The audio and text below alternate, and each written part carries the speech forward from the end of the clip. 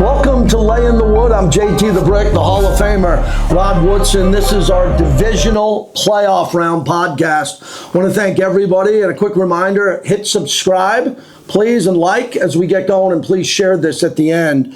Rod, every week we get a chance to sit down. There's like massive breaking news, and this one hits home.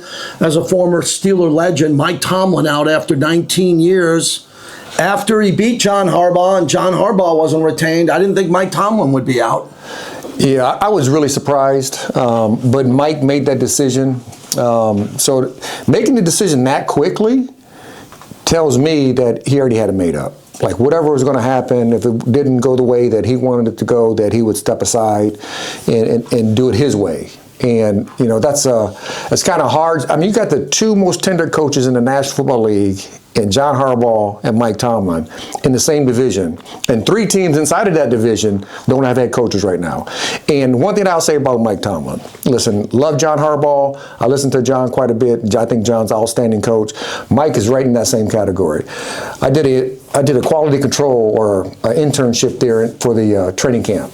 And Mike got up in front of the team on day one, and he gave his little spiel.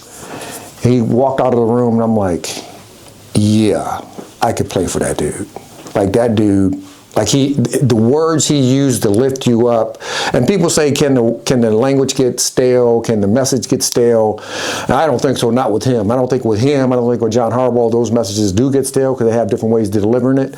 But man, he has a way to find the guys who like to play for him. I mean, that's one of the main reasons Aaron Rodgers came over there, is because Mike he sold him like being in that environment, that it was very similar to being in Green Bay back in the day. So, you know, unfortunate that we're not going to see him on the sidelines. The only way we're going to see him on the sidelines if he says, hey, they got to get traded. Yeah, smart. Because they got 2 more years, right? He got 2 more years on his contract, so he's going to get traded. Or does Amazon, CBS, NBC pay a boatload of money and get him on TV, because he's going to be great on TV.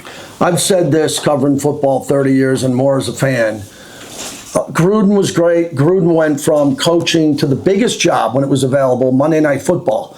Not many people make that leap. Right. That's a hard. Yes. We're talking as an analyst. I believe Mike Tomlin's got 2 great choices. He could be a John Madden Gruden analyst on game day. He can be in the booth like you are, or he could be in the studio. And I think he'd be great in the studio because they'd be just coming to him he'd just be hitting hard. Like he'd just be throwing jabs the whole show. I think that'd be fun to watch. And I think Mike, he'd be great in both. I mean, you still got to work those weekends if you're in the booth, right? Well, if he does, if he's on air and he's in the studio, he's going to the same place over and over and over, which is very comforting, I would think, for him. He doesn't need to do anything. He has enough money. Yeah. But I know his love of the game, you know, would it draw him into calling out the games? Calling the games? That would be fun. Because I think Mike has a really good, if you ever listen to him, he has a really good way of saying certain things with certain words. Oh, he's the best. And you go, oh, I never thought about it that way. He's awesome with that. I cannot believe there are 9 openings. That's crazy. What is going on? Because you do a great job because you're actively involved in the league, but with your connections to Canton and knowing the history, this can't be good. You cannot, what you're basically telling the fans, and this podcast is for mostly fans, that if you don't make the playoffs now, and you do make the playoffs, you might get fired. So what is it telling every coach? Every year in camp, you're going to get fired if you miss the playoffs? This shouldn't be college. This shouldn't be like college. Because there's a learning curve of being a coach in the National Football League, because you're coaching men. College is a little bit different, because college is you building a culture over a course of time. In the league, you got to be able to coach those guys who, do they play for the front of the jersey or the back of the jersey, right? And you got to get them to buy in to your bigger scheme. And to think you can do that in 2 years, 3 years, man, it is hard. It's hard for a coach to come in there, the quarterback is making $35 million a year, and tell him what to do. Right. So you got to buy his trust. You got to earn his trust by doing things and saying things, having cookouts, having different events for the players so they can come together, feel like a family, because you play closer, you play better when you play for your boys. Perfect segue to the Ravens then. So both teams lost coaches that you're probably, I would say guaranteed, but you're probably not going to get a better coach. But someone's going to have to get those jobs. So what about Lamar? Lamar. So everybody was categorizing what's the best job. From the Raiders, you can get the #1 pick Mendoza and work for Tom Brady. Then you can go to Arizona, whatever it is. You get Lamar as a rookie head coach or a former head coach who's done offense like Gruden, Mike McCarthy, someone like that. How many of these coaches are you hearing want to coach Lamar because Lamar's in his prime? I would think all of them. Right. Having that opportunity to be there. Now, I see two things when I look at Baltimore and Pittsburgh. Most of their coaches, all their hires have been young guys. Like young guys that we knew who they were, but we didn't think they were the top-notch guy to take a spot of Hall of Famers, right? We didn't think that was going to this the case. But what they normally do, and Pittsburgh is the same as Baltimore, they're trying to find the best leader. And I always think that's still going to be the same for Steve Buscemi. It's definitely the same for the Rooney family. We know they're going to try to find the best leader. And it might be a guy that he's been a coordinator for a year, and he sells himself when he gets there. Because inside of that, the one thing about the Rooneys and the one thing about Steve Buscemi, they're still going to let them be themselves, but they're going to have to adhere to the culture in those buildings. And if they can do that and sell their goods and sell their vision, then I wouldn't be surprised if it gets one of those young coordinators, offense or defense, that we said, man, he only had 1 year. But they develop themselves. And the one thing about the Rooney family and the Ravens, they will give them time. They're not going to fire a coach in 2 years and 3 years unless it absolutely falls off their hinges. Yeah, that's fair to say with those two organizations. You know the history, you know the Rooney rule. You understand that there's current coaches who are coaching now in the playoffs, but they have windows after each round to go on Zoom, that's a real interview, or go through interviews. I've been dying to ask you this all week. There's 9 openings. That means 9 teams are looking for coaches.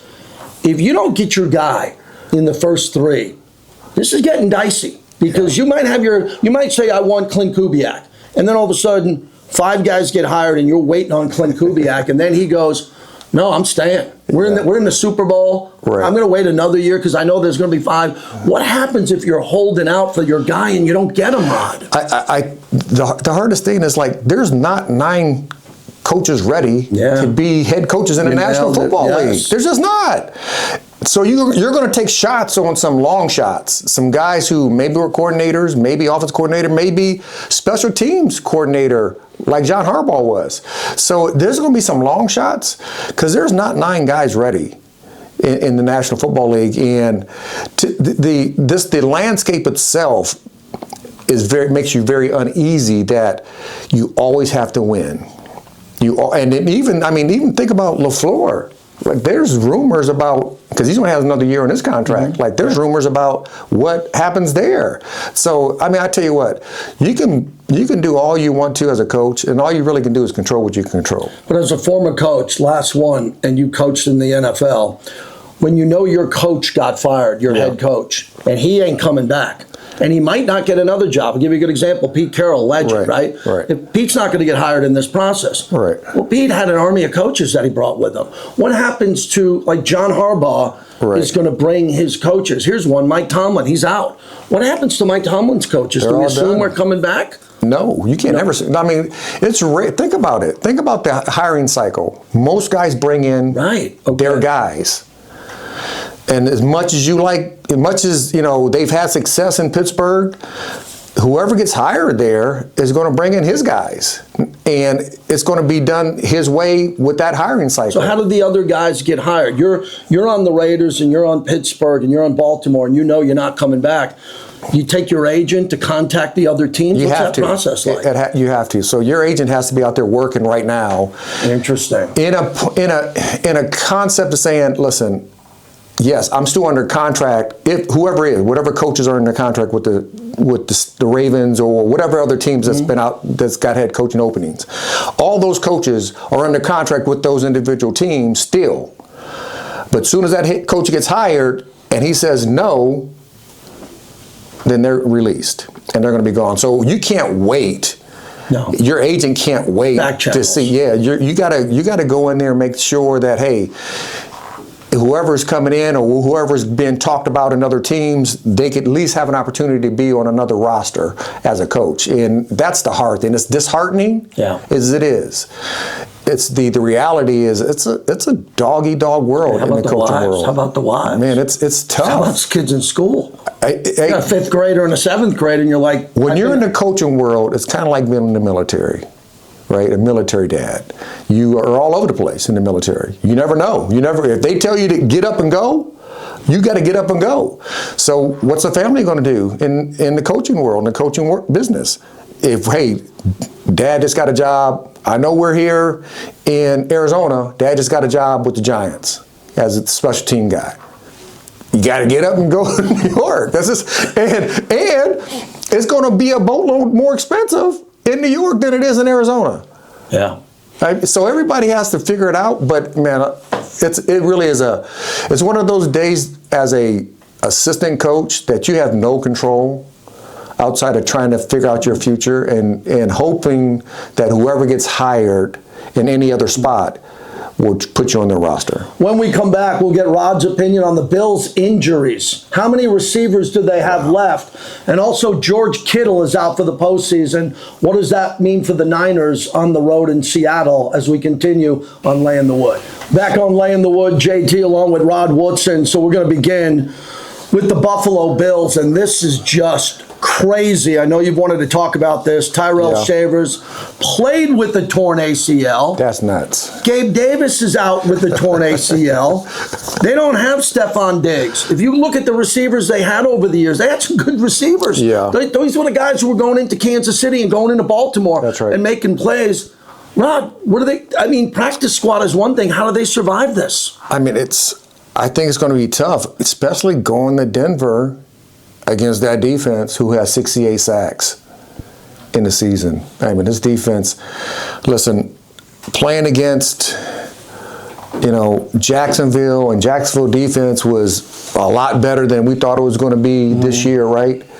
This Denver defense, though, it's a different beast. I mean, they get after everybody. But you bring up a good point. We spent a lot of time talking about Jacksonville. We want to say goodbye to Jacksonville and get your thoughts on that, but can't that Jacksonville defense help Buffalo with this Denver defense? Pretty similar with personnel, edge rushers. Do you see anything there? Yeah, but 68 sacks to 48 sacks is a big difference. Them dudes are getting it over there. And then you talk about, I think, they have, if you look at Denver's secondary, they got a couple guys that maybe you can challenge. There's one. Number two, you should not challenge him too often. I mean, that would be the smartest thing to do. Surtain is just like one of those guys. He's a generational type of player because he's big, he's long, he's fast. And to be his size, he's quick enough to get in and out of his breaks to make plays on the balls coming downhill. But with that being said, can Buffalo go in there with that defense that they have and put some pressure on Bo Nix? Right. Because that's the key. Like the key is how much pressure can this Denver defense put on Josh Allen? We know he can get in and out of the pocket. We know Bo Nix, this is going to be the first time that this is going to be real for Bo Nix in the postseason. So can he play at his highest level and do things? And he's been very inconsistent throughout the year, but he has made plays in the fourth quarter all year long for him. But I think if he waits to the fourth quarter, it might be a little too late, depending on how the defense plays for the Denver Broncos. Yeah, I just don't trust Buffalo's defense as much. I'm going to stay with them as my Super Bowl pick all year. I'm not backing up on Buffalo. You sound a little iffy, though. I'm a little iffy, but I like say, let's go Buffalo. But one last thing on the Bills running game. Cook and Josh Allen. Yeah. Can you change? Josh Allen's a generational quarterback. Can you just go into this one game and say, we're going to have you run it more than we thought, and we're going to have Cook run it as much as we think he can, and turn it into a running game when you have Josh Allen, who's so good in the passing game? Well, I think you can use, obviously, everything they've done in the running game has helped Josh. And Josh, listen, when he drops back, he scrambles. It's considered a run. Exactly. Right? Yeah. At the end of the day. Listen, he's a warrior. This dude is banged up and beat up, man. Yeah. I tell you, one thing I love about country guys, they're tough. The Baker Mayfields, the Josh Allens of the world, they get hurt and they put a cast on it. They start limping. They they walk off the field with no shoes, and they come back and play the next week. I mean, that's old. That's, first of all, it's old school football, but you like to see that. And I just think Josh is the mentality. The run game is the mentality of what the Buffalo Bills are, right? So they are a physical team. They can wear you out.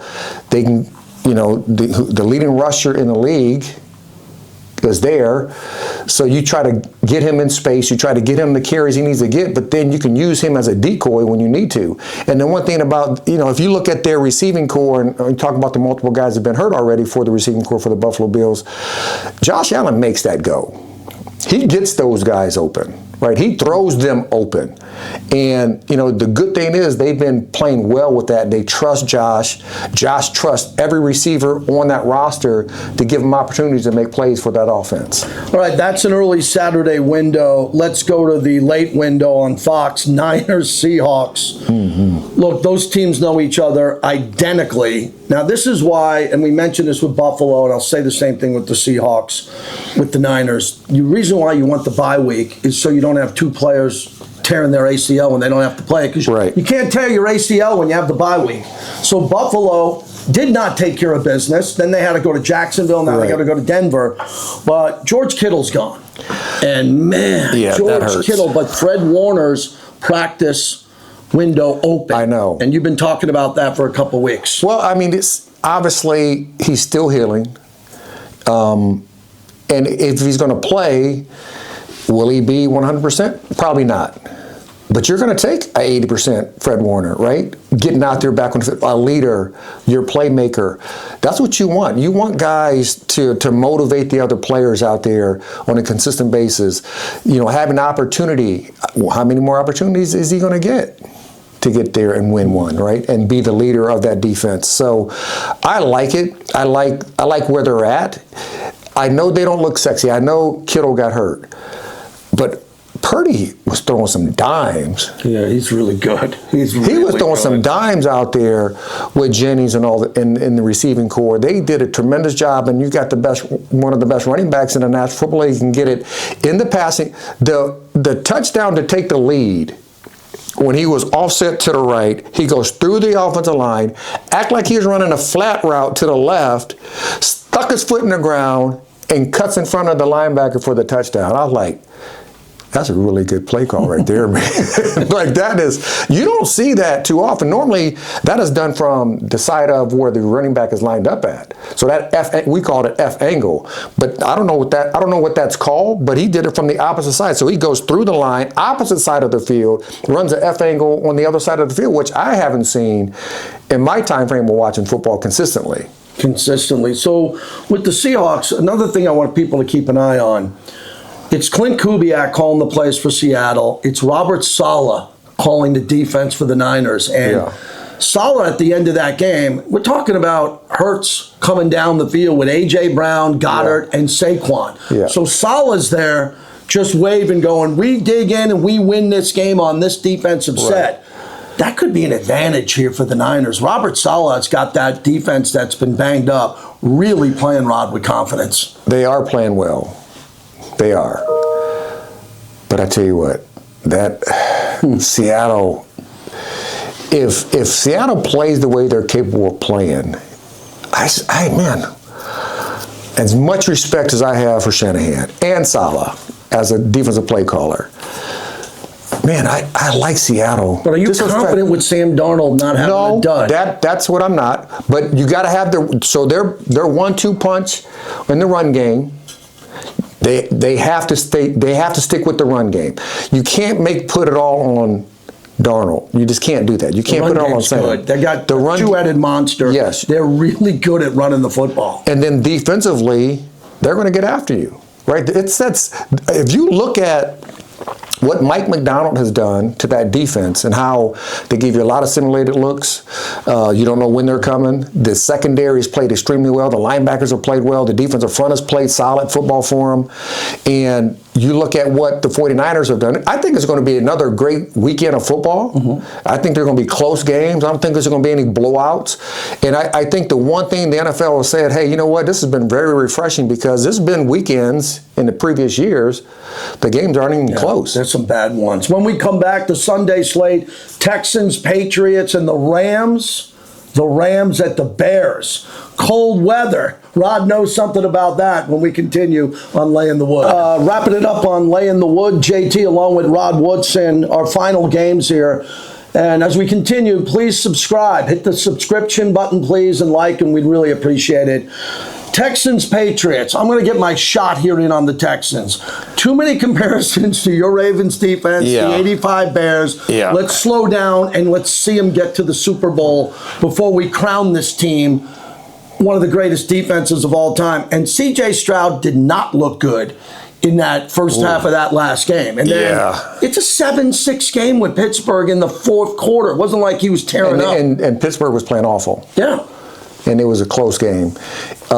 Is the defense good? Yes. Yeah, really I mean, good. listen, Hunter, Anderson, they can get after you.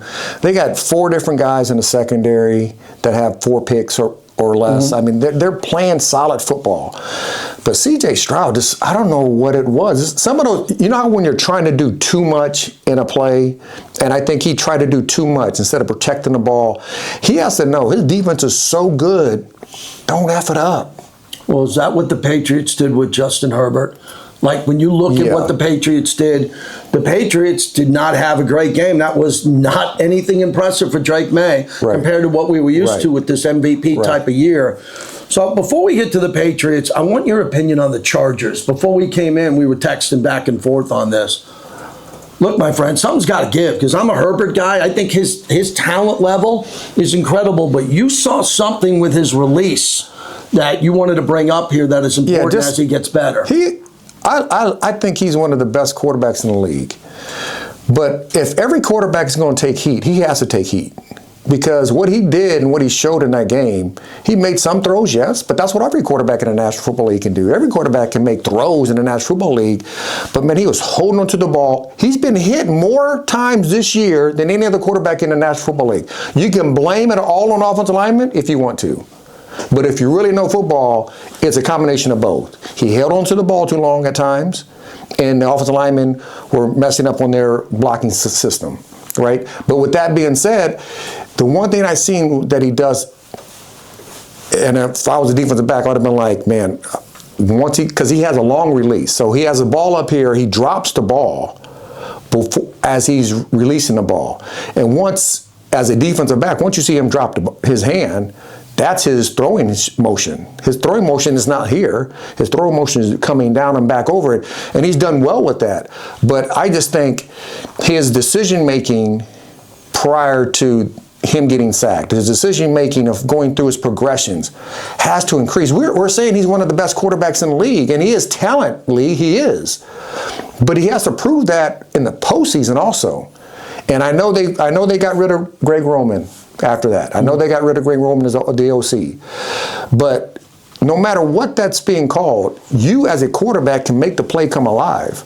Every play that the Buffalo Bills call for Josh Allen, it's not to call what happens on the field. I mean, he makes things come alive for him.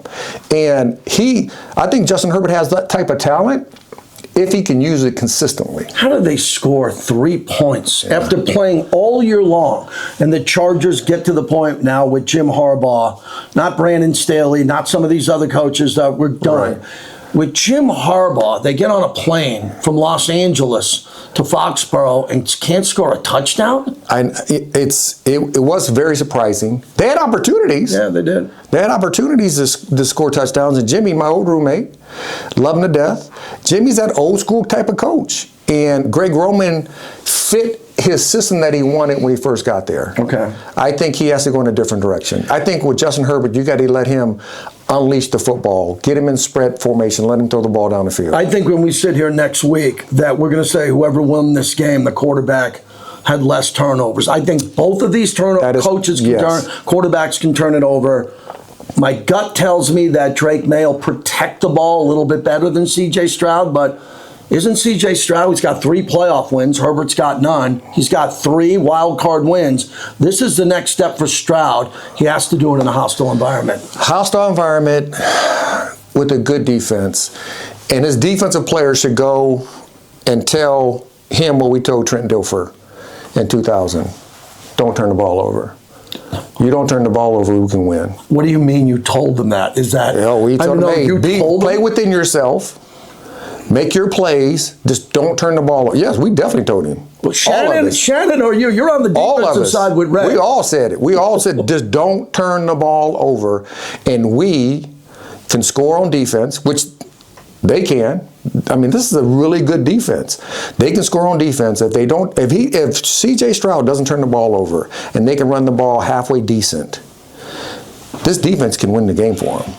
Yeah. And it'd be a low-scoring game, but it'd be one of those hard-fought, close games that the NFL loves to watch. As of now, New England -3. You get 3 for playing at home. It's a pick-em game, it feels like. Total 40.5. And we'll wrap it up with the Rams and the Bears. So, you travel. You travel now, and you traveled throughout your Hall of Fame career. Rams flew to Charlotte, back to L.A., L.A. to Chicago, for a team that was about a week away from getting the 1 seed in the bye week. When we were sitting here in week 15, 16, they're now going to have to be road warriors.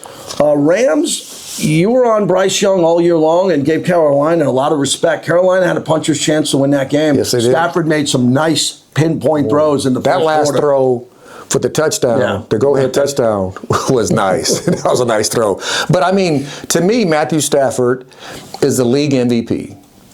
He played the best all year long at the quarterback position, and he has given them a puncher's chance. Mm-hmm. And their defense is a solid defense. They got a good defense. Now, it's not like their defense is no good. They got a good – they're taking that on the road. And the one thing that you've seen with the Bears defense will give up points. And everybody's talking about, well, it's a warm weather team going to a cold weather place, and it's going to be about 17 degrees come game day. 17 degrees is not real cold. It's not. Minus windshield, you're getting to that point where the ball's really hard, the ground is hard. But 17 degrees, you're going to run around, you're going to be making plays, you're going to be sweating a little bit. If it gets overly windy, then you get a little concern for both of the quarterbacks throwing the football, but more so of the warm weather quarterback. But Matthew Stafford did it last year, though. As everybody remember, he went to Philly. If they didn't have a block kick, they would be going to the Super Bowl. So, and he played well with that. So, I like the Rams in this one, just for the fact they got Matthew Stafford. They got a defense that's very opportunistic. They can make plays for you, but he is the key to the cog for me. I want to get your comment on this. If I would have told you before the Packers-Bears that Jordan Love would throw for 323, 4 touchdowns, no interceptions, Caleb threw 2 picks, and let me give you the box score. It was 21-3 at the half. Crazy. Then it was 21-6 going into the fourth quarter. Ready for this? Bears outscored the Packers 25-6 in the fourth quarter. I mean, that's very disappointing. That's the first thing. And they're talking about the D coordinator for the Packers being the head coach somewhere else. But it does happen. But I just don't know how that happens for a good team. Because you're up 27-16 with, I think it was like 4:50 left in the game. That's gotta be and you lost. It was like 4:50, 5 minutes in the game, and you lost. And they went down quick to get the first score. And that to me doesn't make any sense. Like you can't have a team wanting to go to the Super Bowl and you just can't finish out the game. And that's unfortunate because we always say in football, you gotta play for 60 minutes of football. 60 minutes of football, 3.5 hours, whatever you want to say, but you have to be able to play just like you did start of the first quarter. You got to finish the games out like that. And the teams that do, those are the teams that win. Well, I'm going to go against you on this one. I like the Bears as the 2 seed. I like what Ben Johnson's doing. I like what Caleb's doing. But I trust your judgment. Rams are good. So if the Rams win, Seattle versus the Niners. You think Seattle? I'm only giving them an edge. I'm only giving them an edge. They're healthier and they're at home. That means then Stafford could go to Seattle. And that's something he's done. That's right. He's done it before. You think the Rams are still alive? Absolutely. As road warriors for the Super Bowl. I do. I like them. Not only that, because I think their defense is good enough. They have playmakers across the board. But they got Matthew Stafford. And you got Puka. Yeah. You got a nice little running game. You got 3 solid tight ends. And you got a quarterback that should be the league MVP this year if the freaking voters don't mess it up like they did last year. That's Rod Woodson. I'm JT. We only know you're watching and listening if you hit subscribe and like and leave a comment and share it with your friends. Next week's going to be crazy as we'll recap these games and then we'll push ahead to the championship round on Laying the Wood.